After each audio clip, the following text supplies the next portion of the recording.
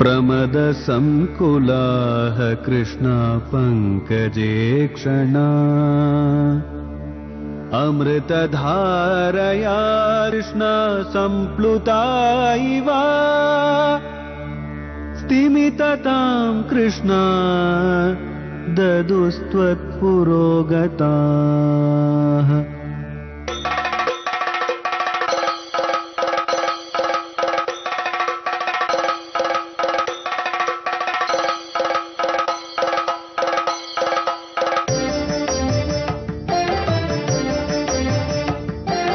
குருவாயூரப்பனாம் கோகுலத்து மன்னனாம் குழந்தையாக கோலம் தரும் மாமாய வண்ணனா நாராயணீயமெனும் நல்விருந்தின் நாதனாம் நாமரசத்தின் இனிமை கூட்டுகின்ற ஆயனாம் நாராயணா ஸ்ரீமன் நாராயணா நாராயணா ஸ்ரீமன் நாராயணா நாராயணா ஸ்ரீமன் நாராயணா நாராயண பட்டதிரி உருகும் பரமனா நலம் தரும் நாராயணீயம் அருள் வழங்குமே தினம் நம்மை காக்குமே. திரிபுவன சரபியாம் தீப்தபூஷா பதாபியாம் திருசி திருசி சிசிராபியாம் திவ்யலீஹீலாகுலாபியாம் சரண சரணாபியாம் அத்புதாபியாம் பதாபியாம் மயமயமனுகூஜத்வேனுராயாதி தேவகாம். உயர்ந்த நாராயணியத்தினுடைய 18வது தசகத்துல பிருது சக்கரவர்த்திக்கு பகவான் தான் வந்து தரிசனம் கொடுக்கக்கூடிய 18வது தசகத்துல நாராயண பக்தத்ரி பக்திபூர்வமாக அனுபவிச்சுட்டே வரவர். மகாராஜாவுக்காக பிருதுவே மகாவிஷ்ணுவனுடைய ஒரு அம்சம்.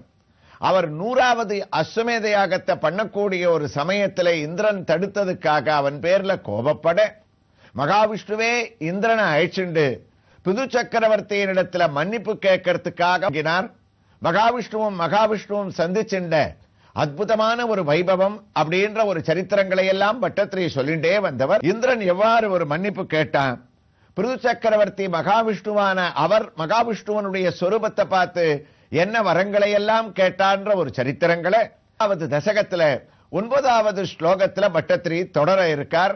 குருவாயூரப்பனும் கேட்பதற்கு தயாராகிறாராம். அதுக்குள்ள நாம் இப்போது தரிசிக்க வேண்டிய ஒரு திருக்கோயில் உங்களுக்கு கவனத்தில் இருக்கும். தமிழ்நாட்டில் காஞ்சிபுரத்தை அடுத்த செய்யார் திருவத்திபுரம் என்று அழைக்கக்கூடிய இந்த ஊர் பஸ் நிலையத்திலிருந்து சுமார் 1/2 கிலோமீட்டர் தூரத்தில் அமைந்திருக்கக்கூடியது எதிராஜவல்லி சமேத ஆதிகேசவ பெருமாள் திருக்கோயில். இந்த தெருவினுடைய ஒரு பெயரும் ஆதிகேசவ பெருமாள் திருக்கோயில் தெரு என்றே அமைந்திருக்கின்றது. நம்முடைய ஒரு பெரிய பாக்கியம் பக்தர்களே, குருவாயூரப்பனுடைய அனுகிரகம் என்றே நாம் இதை சொல்ல வேண்டும். நாம் படப்பிடிப்பிற்காக சென்றிருந்த ஒரு சமயத்திலே புரட்டாசி சனிக்கிழமையில் பகவானுக்கு வழக்கமாகவே வருடா வருடம் கண்ணனை அங்கு பல்வேறு அலங்காரங்களிலே அவர்கள் அலங்கரித்து அந்த திவ்ய தரிசனத்தை அவர்கள் அடைவது ஒரு பெரிய வழக்கம். நாம் செய்த ஒரு பெரிய பாக்கியம். நவராத்திரியிலே பல திருக்கோயில்களிலே ஒவ்வொரு நாளும் ஒவ்வொரு அலங்காரமாக இருப்பதும், திருமலையிலே எம்பெருமானுடைய பிரம்மோற்சவத்திலே அவனும் பற்பல வாகனங்களிலே பற்பல ஆபரணங்களோடு கண்ணனுடைய வேஷம் வேணுகோபாலனாகவும் ஏனி கண்ணனாகவும் தான் வெண்ணைத்தாழியை வைத்துக் கொண்டிருக்கக்கூடிய கிருஷ்ணனாகவும் கோவர்தனகிரியை தூக்கி பிடிப்பவனாகவும் பல அலங்காரங்களிலே திருமலையப்பன் பிரம்மோற்சவத்திலே தரிசனத்தை அளிப்பான். அந்த வகையிலே நாம் செய்த பாக்கியம் நமக்கு பலவித அலங்காரங்களாக இந்த திருக்கோயிலிலே கண்ணன் காட்சியை அளிக்க இருக்கின்றான். அதிலே இதோ கண்ணனை ஒரு புதிய பரிணாமத்திலே இதோ தரிசிக்க துவங்கிவிட்டோம். ஆகா, உத்தமமான வசுதேவருடைய சிரசிலே ஆனந்த கோகுல பயணத்தை கண்ணன் தொடரக்கூடிய அழகான ஒரு காட்சியை நாம் இப்போது தரிசிக்கின்றோம். மத்தக்களிற்று வசுதேவர் மகனாக சித்தம் பிரியாத தேவகி தன் வயிற்றில் அவதரித்த கண்ணன் ஒருத்தி மகனாய் பிறந்து ஒருத்தி மகனாய் வளர்வதற்காக நந்தகோபனோடு பயணம் செய்து கொண்டு கூடையிலிருந்து தான் பயணிக்கக்கூடிய ஒரு மார்க்கத்தை எட்டி எட்டி பார்த்து கொண்டிருக்கக்கூடிய கண்ணனுடைய திவ்ய தரிசனம். அந்த கண்ணனுக்கு மேல் பல சிரசுகளோடு ஆதிசேஷனானவன் சென்றால் குடையாம், இருந்தால் சிம்மாசனமாம் என்ற உருவத்திலே ஆதிசேஷன் குடைபிடிக்க பகவானுடைய ஆனந்த கோகுலத்தினுடைய பயணத்தை தரிசிக்கின்றோம். என்ன ஒற்றுமை! இன்று திருமலையிலே பகவான் இதே போன்று சின்ன சேஷ வாகனத்திலே சிறிது நேரத்திலே ஆதிசேஷனுக்கு கீழே கண்ணனாக அலங்கரித்துக் கொண்டு அவன் தான் பவனி வர இருக்கக்கூடிய அந்த பிரம்மோற்சவத்தின் பொருத்தம் நம்முடைய நலம் தரும் நாராயணியத்திலே வசுதேவனுடைய சிரசில் கண்ணனாக மட்டுமல்லாமல் இதோ மற்றொரு திவ்ய தரிசனம் வேணுகோபாலனாக நாம் அடைந்து கொண்டிருக்கின்றோம். ஆகா, அழகான காட்சி! சௌந்தரியமான ஒரு கொண்டையை கெம்புக்கல் பதிக்கப்பட்ட உயர்ந்த கிரீடத்திலே தான் சார்த்திக் கொண்டு கண்ணன் இங்கு தன்முகத்து சுட்டி தவழ சுட்டியுடன் கூடிய ஆபரணம் எல்லாவற்றிற்கும் சிகரம் வைத்தார் போல் சிறிய மயில் தோகையை கம்பீரமாக அணிந்து கொண்டிருப்பதை நாம் தரிசித்துக் கொண்டிருக்கின்றோம்.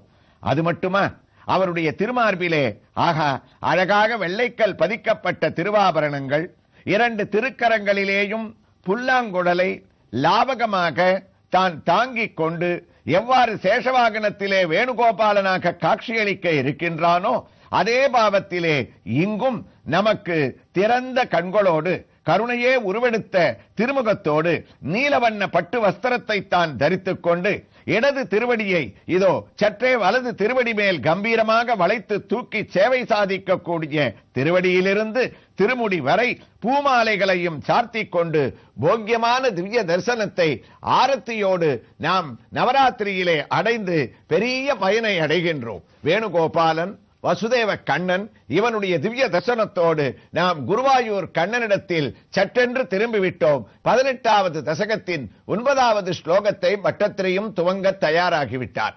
தத்தத்தம் வரமுபலப்ய பக்திமேகமோ கங்காந்தே விகிதபத கதாபி தேவ சத்ரஸ்தமோ முனி நிவகமோ ஹிதானி சம்சல் ஐசிஷ்டாக சனகமுகல் முனில் புரஸ்தாத். புது சக்கரவர்த்தியிடத்திலே பகவான் மகாவிஷ்ணு ஒரு திவ்யமான ஒரு தரிசனத்தை அளிச்சிருக்கார். தேவேந்திரனை வந்து மன்னிப்பு கேட்க சொன்னார். காலில் விழுந்து தேவேந்திரன் மன்னிப்பு கேட்டான். உங்களுடைய ஒரு சொரூபம் தெரியாம மகாராஜா ஒரு பெரிய பாவத்தை உங்களுக்கு பண்ணிட்டேன், என்ன மன்னிக்கணும்னு உடனே புது சக்கரவர்த்தியினுடைய மனசும் குளிர்ந்து போயிடுத்து. அவனை மன்னிச்சு விட்டார். உடனே மகாவிஷ்ணு சொரூபத்தில் இருந்த குருவாயூரப்பா, நீ என்ன தெரியுமா பண்ண? இவ்வளவு கஷ்டப்பட்டு 99 யாகங்களை பண்ணிருக்கியே மகாராஜாவே, உங்களுக்கு என்ன வரம் வேணும்னு ஒண்ணுமே தெரியாத மாதிரி நீ கேட்ட. எதை வேணும்னாலும் நான் கொடுக்கிறேன் மகாராஜாவே, என்ன வேணும்னு கேளுங்கோன்னா. அப்போ குருவாயூரப்பா, அத பிருது சக்கரவர்த்தி கேட்ட ஒரு வரனை நினைச்சா உடம்பு எனக்கு சிலுக்கிறதுன்னு குருவாயூரப்பன். என்ன வரம் கேட்டான்? ஐஸ்வர்யத்தை கேட்கல, ராஜ்ய பதவியை கேட்கல. அவன் கேட்ட ஒரு வரம் இருக்கே, நமக்கே அந்த ஒரு விஷயத்தை கேட்டா ஆச்சரியமா இருக்கும். மகத்தமதர் கிருதஜான முகாச்சுத விதஸ்துவ கர்ணாயுதமே ஷமே வரகம். பிரபோ, எனக்கு ஏதாவது ஒரு வரம் கொடுக்கணும்னு உங்களுக்கு ஆசையா இருந்தா தயவு பண்ணி எனக்கு 10,000 காதுகளை கொடுங்கோன்னு கேட்டானா. இதுவரைக்கும் யாரும் இப்படி ஒரு வரமே கேட்டிருக்க மாட்டா. 10,000 காது எனக்கு வேணும்னு சொன்னான். செவ்வை சூடுவார் அழகா தமிழ் பாகவதத்துல சொன்னார். அல்லிலை துலப்பமைந்தார் அமலரில் சரித்தம் என்னோ கண்ணா தெள்ளமுது இனிதில் மாழ்ந்த செவி பல வேண்டுமென்னோ செவி பல வேண்டுமென்னோ புள்ளவம் புலவு வேலோன் போற்றலும் பரமல் தானோ வெள்ளிவெள் குடையால் நல்பு வியல் தனல் போயினால். சிரிச்சார் மகாவிஷ்ணு. 10,000 காது எவனாவது கேட்பானா? சில பேர் 2 காதே எதுக்கு இருக்கு, சில விஷயங்களை காதால கேட்க முடியலையேன்னு அழுத்துக்கிற இந்த ஒரு காலத்துல எப்படிப்பா 10,000 காதை வச்சுட்டு நீ என்ன பண்ண போறேன்னு கேட்டார். அப்ப பிருது சக்கரவர்த்தி சொன்னா, என்னுடைய அரண்மனைக்கு பலவிதமான சாதுக்கள் தினமுமே ஆயிரக்கணக்கில் என்ன தேடிண்டு வர சாதுக்கள் எல்லாம் என்ன பார்த்த உடனேயே உங்களுக்கு இதை உபதேசம் பண்றோம், அதை உபதேசம் பண்றோம், பகவத் குணத்தை சொல்றோம், நல்ல விஷயங்களை சொல்றோம்னு சொல்றா. ஒரு விஷயம், அந்த சாதுக்கள் என்னிடத்துல எந்த விதமான பரிசையும் எதிர்பார்த்துட்டு வர்றது கிடையாது. இவன் நன்னா கேட்கிறானே, இவனுக்கு நம்ம சொல்லணும்னு தேடி தேடி வரா. அப்படி வரவர்கள் பல பேர் வரும்போது எனக்கு அத்தனை பேர் சொல்றதை கேட்கறதுக்கு 2 காது போறல மகாவிஷ்ணுவே. அதனால எனக்கு ஆயிரக்கணக்கான காதுகள் இருந்தா இந்த ஸ்ரவண மார்க்கத்தை நான் அனுஷ்டிக்கலாம். ஸ்ரவணம் அப்படின்றது அதனால தானே திருமலையில பிரம்மோற்சவம்னு சொன்னமோனோ. அவர் திருவோண நட்சத்திரமான ஸ்ரவண நட்சத்திரத்துல ஸ்ரீனிவாசன் தான் உலகத்துல வந்து கீழே இறங்கினதுக்கே காரணம் ஸ்ரவணோன்ற வார்த்தைக்கு கேட்பதுன்னு இருக்கான். அதனால தான் கண்ணன் அவதரிக்கச்சே கூட அத்தத்தின் 10ஆம் நாள் தோன்றிய வச்சுதன்னு பெரியாழ்வார் சொன்னார். அஸ்த நட்சத்திரத்திலேருந்து 10வது நாள் தோன்றினார். 10வது நாள் என்னன்னா அஸ்தத்திலேருந்து 10 நட்சத்திரம் என்னமான ஸ்ரவண நட்சத்திரம் வந்துருமா.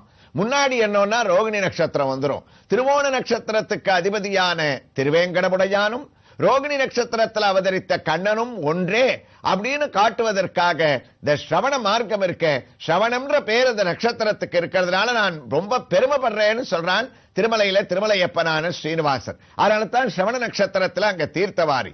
அப்ப இந்த ஸ்ரவணம்ன்றதுனா என்ன அர்த்தம்? கேட்கணும், செல்வத்துள் செல்வம், செவிச்செல்வம், அச்செல்வம் செல்வத்துள் எல்லாம் தலை.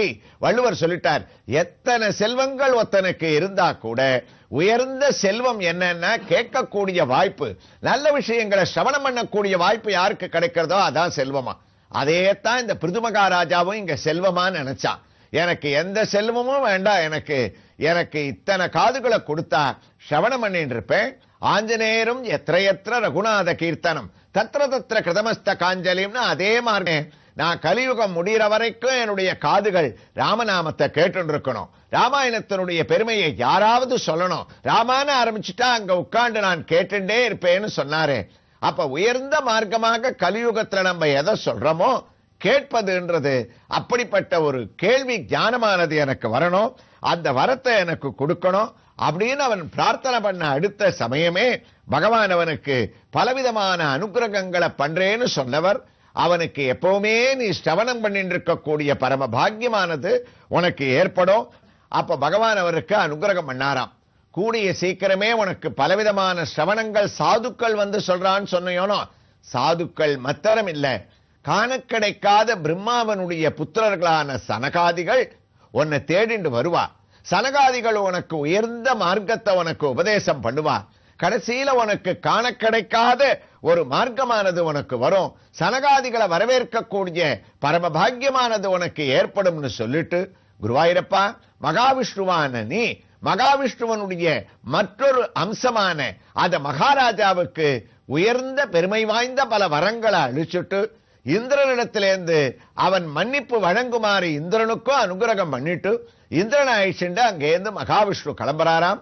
பிருது சக்கரவர்த்தியும் பலவிதமான சத்மார்க்கங்கள்ல ஈடுபட்டு சாதுக்கள் மூலமாக பல நல்ல விஷயங்களை அவன் சிரவணம் பண்ணிட்டு இருக்கக்கூடிய அதே காலத்துல குருவாயூரப்பா சனகாதிகள் அவ ஐசிஷ்டா சனகமுகால் முனில் புரஸ்தாத்து மகாவிஷ்ணு சொல்லிட்டு போயிருக்காரோனோ, சனகாதிகள் உன்னை தேடிண்டு வருவா, அவளால உனக்கு பலவிதமான அனுகிரகங்கள் ஏற்படும். பாகவதோத்தமாளுடைய தரிசனம், அவர்கள் பாதம் படக்கூடிய ஒரு உயர்ந்த பாக்கியத்தை நீ அடைவே அப்படின்னு சொன்ன ஒரு வைபவம். சனகாதிகள்லாம் குருவாயூரப்பா அந்த உயர்ந்த அரண்மனைக்குள்ள நுழையிறா. சனகாதிகளை வரவேற்கிறார் மகாராஜா. மேல பிருதுவனுடைய சரித்திரம் என்ன, சனகாதிகள் எந்த உபதேசத்தை பண்ணால் என்ற ஒரு வைபவங்களை எல்லாம் நாராயண பட்டத்திரி அவரும் தொடரட்டும். அந்த வைபவங்களை நாம் பிருது சக்கரவர்த்தி கேட்ட ஒரு பெரிய பாக்கியம், அந்த தர்சன பாக்கியம் மாத்திரம் இல்ல, ஸ்ரவண பாக்கியத்தையும் நாம தொடர்ந்து அடைய இருக்கோம். செய்யார் திருக்கோயிலில் பகவான் கண்ணனுடைய ஒரு திவ்யமான அலங்காரத்தோடு தொடர்ந்து கேட்கலாம். ஸ்ரீ கிருஷ்ணாய துப்யம் நமகா.